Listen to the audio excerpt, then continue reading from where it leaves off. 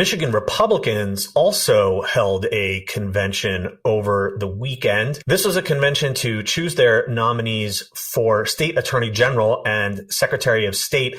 And in both cases, two Trump-endorsed candidates who are big lie proponents defeated more traditional choices that were backed by the establishment. The GOP went with Matthew DePerno in the race against Attorney General Dana Nessel and Christina Caramo in the race against Secretary of State Jocelyn Benson. Both Nessel and Benson won close races in 2018. And in their roles as the top elections official in the state and the top law enforcement official in the state, they have played an important role in making sure that elections are run safely and soundly. Whereas the candidates preferred by Trump, who just won this GOP convention, obviously believe that the only legitimate elections are ones that Republicans win and would unquestionably use their powers, if elected, to overturn any Democratic wins. And that's particularly crucial given that Michigan will almost certainly once again be a major swing state in 2024.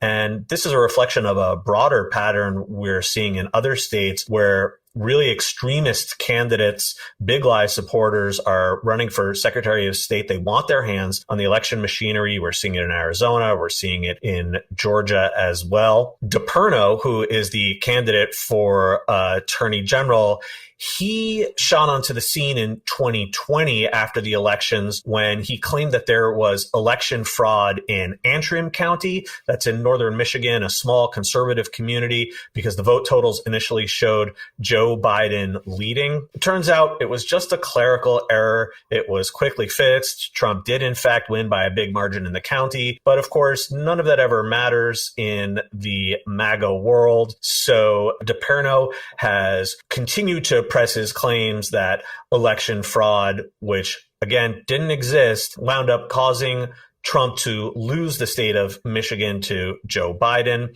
Caramo, the candidate for Secretary of State, is a similar figure. She was a poll worker in Detroit and claimed, again, without any evidence, that she saw fraud in the 2020 elections while she was working as a poll worker. And as is typical with this sort of flotsam and jetsam that Trump has managed to bring into the party, Caramo is also a total nutcase of the more traditional variety. She had a podcast where she obviously said a whole ton of absolutely nutty things. She claimed that Beyonce was, quote, bringing Black Americans into paganism. She claimed that gay people or anyone who has sex outside of marriage, quote, violates God's creative design. She said that yoga was a satanic ritual. That's an actual quote. Believe it or not, that makes her not the only Republican candidate running for office this year on an anti-yoga platform. Incredible. But we laugh about this, but there is a very real chance that these candidates could win and jeopardize really the very operations of democracy. And again, I say not just in Michigan, but in a whole host of other states